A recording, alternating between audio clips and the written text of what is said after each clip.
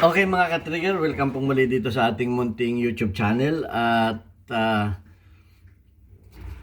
pinapaalala ko lamang na wag ninyo ako hanapin sa Pilipinas para magpagawa ng baril dahil ako ay 20 years nang nagtatrabaho dito sa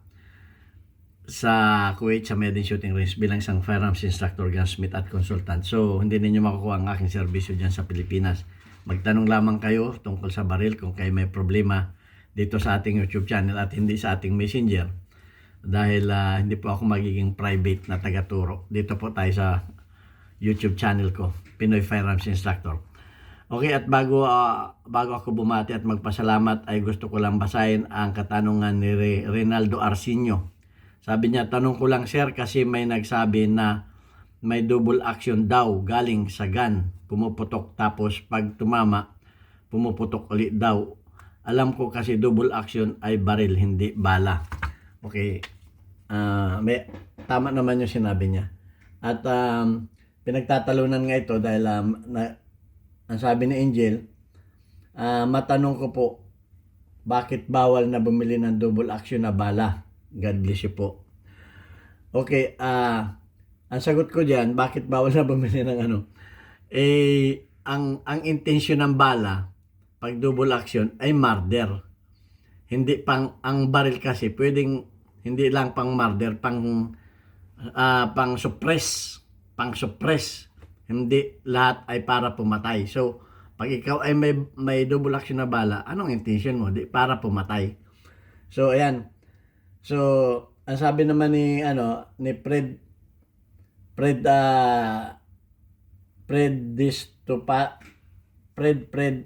Istopasi, boss, wala naman double action na bala. Okay, wala nga ba double action na bala? Okay, ang masasabi ko diyan ay at may nagsabi naman dito, Jerwin, ang sabi naman ni Jerwin Pumarada, double action ay wala sa bala, yan ay makikita sa trigger mechanism ng isang pistol. May special bullet, ang tawag diyan ay brand kadalasan ay hollow point at iba pa. Okay, special bullet. May tama siya, special bullet yan. At sino ang gumagamit ng mga special bullet? Ang special bullet, ang gumagamit yan ay mga military. Okay, bibigyan ko kayo ng isang halimbawa. Yang mga double action, yan ay pang-military at ang tawag na dyan ay hindi na yan bullet o hindi na yan ammo. Ang tawag na dyan ay explosive na. Bigyan ko kayo ng halimbawa. M203. Okay, galing nga sa baril. M203. Pag pumutok yan, pag tumama yan, sasabog yan. So, explosive na yan. At yan ay, siyempre, pag ang gumamit niyan ay military, yan ay special talaga yan. Hindi ka makakabili niyan. Yan ay issue lang sa mga military. Kung may mga bala man na double action, military din ang gumagawa niyan. Hindi para sa public yan. Special yan. O kamukha nitong binuksan kong bala. O. Ito yung mga anti-aircraft. Okay. Ito'y ang laman nito ay hindi man isang buong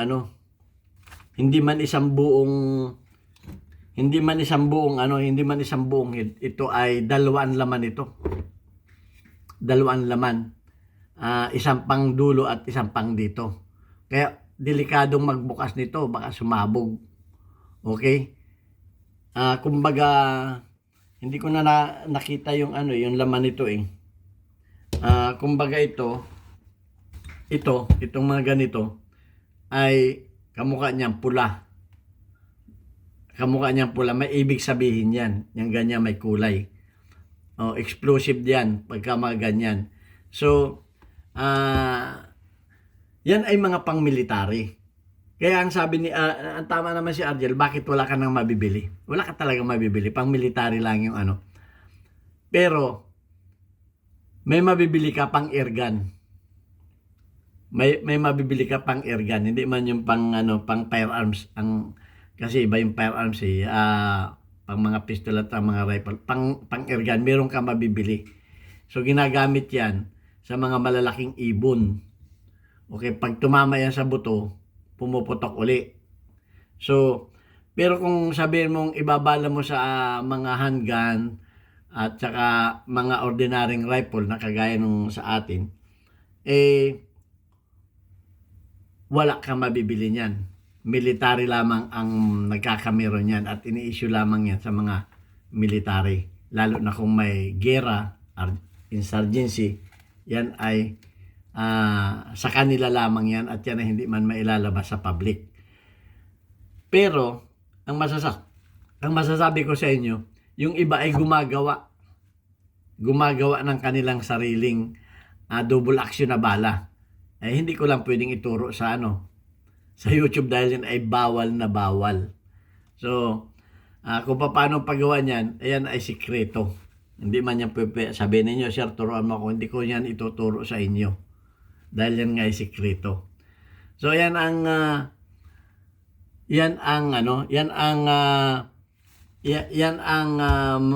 masasabi ko sa inyo. Wala talaga kayong mabibili. Kung magkameron man kayo niyan, yan ay mga DIY. Mga DIY yan. Pero yan ay delikado. Bakit yan ipagbabawal? Unang-una, kung yan ay mahulog, dahil yan ay double action, kung mahulog yan, una ang head, ay pwedeng sumabog yan, pwedeng pumutok. Dahil yan ay sensitive. Bawal, kaya nga bawal yan. Kasi ang mga ginagamit sa military ay maraming klaseng bala. May piercing bullet, may tracer bullet. Yung tracer bullet, hindi naman double action yun. Yun ay pag madilim, makikita mo lang yung bala kung saan makikita mo yung trajectory. Parang kwitis, may dinaanan na makikita mo yung apoy kung saan dumam. Kaya makikita mo yung bullet kung saan pumunta. Okay, kung saan pumunta yung kaya nga tracer. Parang matitrace mo siya.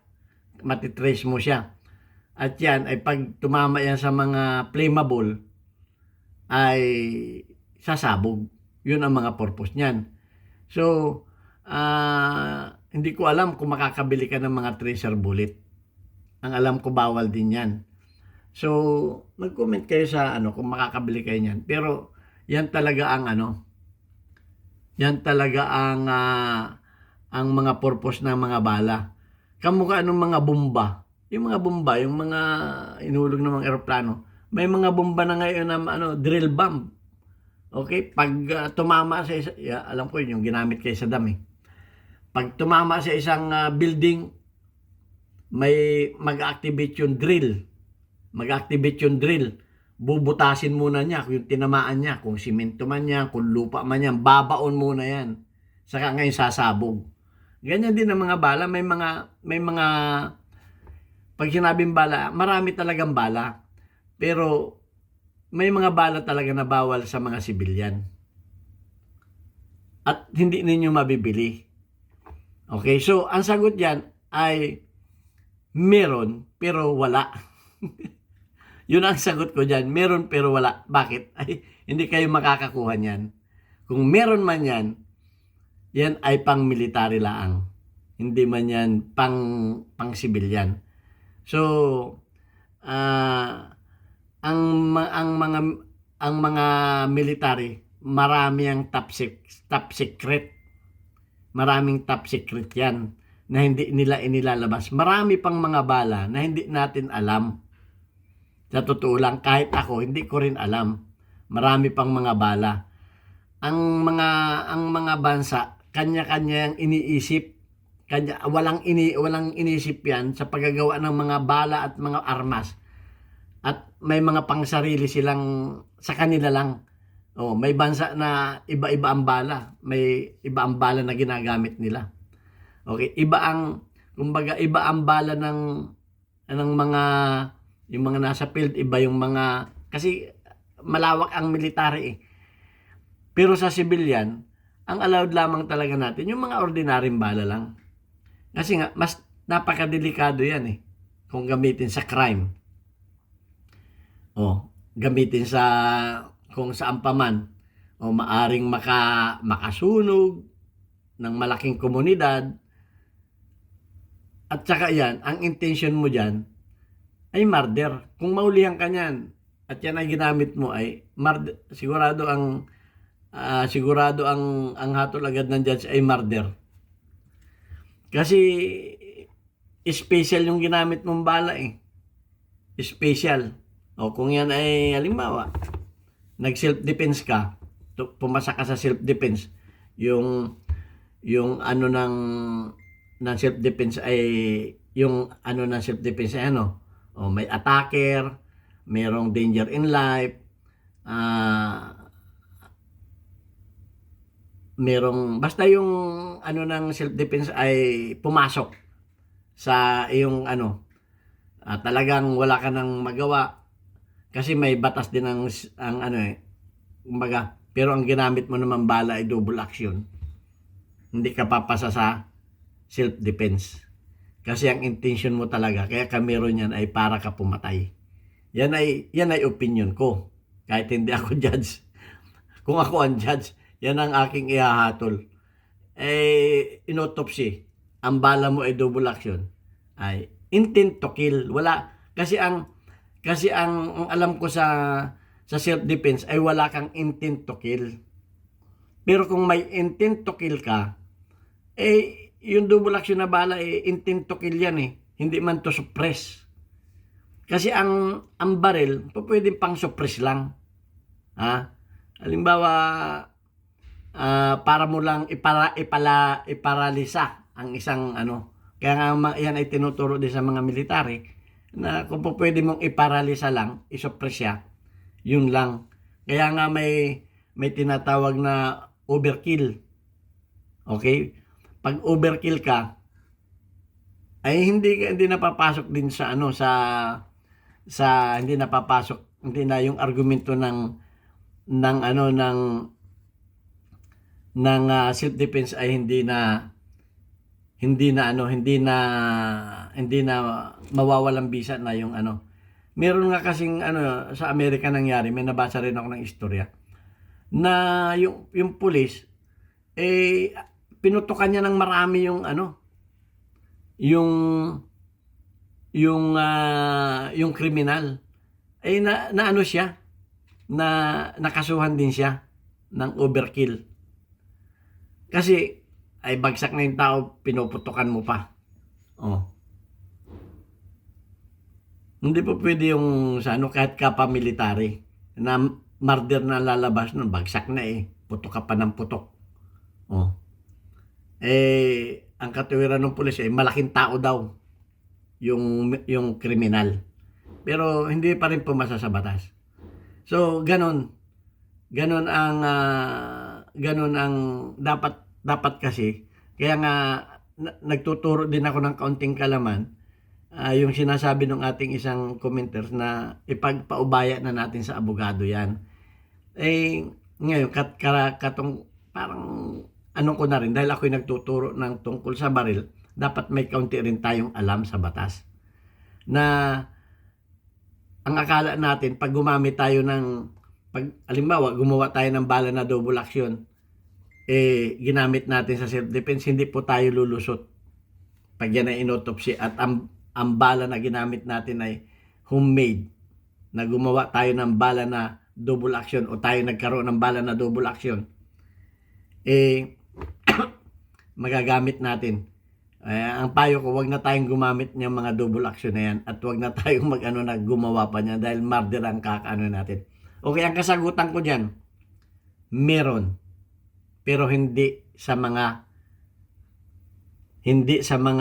civilian, sa mga military. Marami pong sikreto ang mga military pagdating diyan sa mga ammunition. At ang masasabi ko diyan ay yan ay explosive na kasi sumasabog na. Pag yung projectile na yan ay pumutok at hindi sumabog, projectile yan. Okay, pero pag yan ay pumutok, tumama at sumabog, explosive yan. Yan ay aking kung awan ko kung may ano sa akin, may may kakampi sa akin. Pero yun ay sa aking opinion. Opinion ko yan. Ewan ko kung anong opinion ninyo, opinion ninyo yan. Dahil nakapagbukas na ako ng balang ganyan. So, ito ay exhibit ng military. Okay? At ito ay naituro ko na rin sa mga military na na tinuruan ko. So, ganyan. Hindi lahat. Kaya mapapansin niyo yung ibang bala may marka yan dyan. Alam nila yan may verde, bullet piercing, ang kalimitan verde. Pero pag may ganyan pula, na may mga kulay-kulay na may ibig sabihin po yan. Okay? Yan ay sikreto na ng mga military. At ang mga bala na ito, hindi naman ito pang civilian. Pang mga military na yan. So kung may double action man na bala, yan po ay pang military. Hindi po yan mabibili sa mga gun store. Yan po ay sikreto ng mga military. I-issue lamang yan. Siguro kung may gera, ilalabas yung mga bala na yan para magamit ng mga military. Pero hindi po yan kakalat sa mga civilian at yan ay bawal. So, sana sa paliwanag kong ito, bahala na kayo kung ano ang opinion ninyo. Kanya-kanya tayo ng opinion. Kamukha dito sa ating mga comment. May mga opinion. So, iginagalang ko lahat ng opinion. ang hindi ko lang iginalang ay yung nag-comment sa akin na na ako daw ay bubo. Matalino yun eh. Okay, wala namang problema sa akin. Kung sabihin ninyo kung bubo, di kayo ng matalino. Okay, So, ayan. Ang aking paliwanag dyan. At huwag na tayong magtalo kung meron o wala. Ipaubaya na natin yan sa mga military. Okay, kung gusto nyong gumawa niyan, ay huwag na kayong gumawa. Dahil may kalalagyan kayo pag yan ay nagamit ninyo. Hindi kayo lulusot. Okay, salip na kayo ay ma-acquitted, ay madadagdagan ang inyong kaso. Ako, kahit hindi ako abogado, kahit hindi ako judge, yung sa akin, para sa kabutihan natin. At hindi ko kayo encourage na magkaroon yan o gumawa niyan. Dahil nga, napakadelikado niyan. Baka gumagawa kayo dyan, baka kayo pa masabugan. O magkamiron man kayo niyan, mahulog yan sa mataas na bagay. Explosive na yan. Explosive na ang dating yan. Yun ay para sa akin. At nabigyan ko kayo ng kaunting linaw. At bahala na kayo kung kayo ay maniniwala sa akin o hindi. It's okay lang. Kanya-kanya tayo ng opinion. At kung may opinion kayo, yan, ilabas ninyo dito. Huwag lang tayo makasakit ng damdamin ng ating mga subscribers. At panatilihin natin tayo ay maging mahinahon. Okay, babasahin ko lang amang yung mga community guidelines natin na Okay, meron daw yung topic natin na na may may online class sa gunsmithing. Meron daw ang CIS, sabi ni Ronel Bina. Yung mga sa inyo, gustong ng upgrade sa gunsmithing, magkameron ng certificate. ICS daw. ICS. Yan Dahil yung magagandang comment, ina-highlight ko naman yan. Okay, so babasahin ko lamang yung may isa pang yung comment ni Alfredo Isidro na panatili natin yung mga comment natin. Tama yun, na tayo ay maging mababa. Huwag tayong gusto kong basahin yun eh. Sandali lang ha.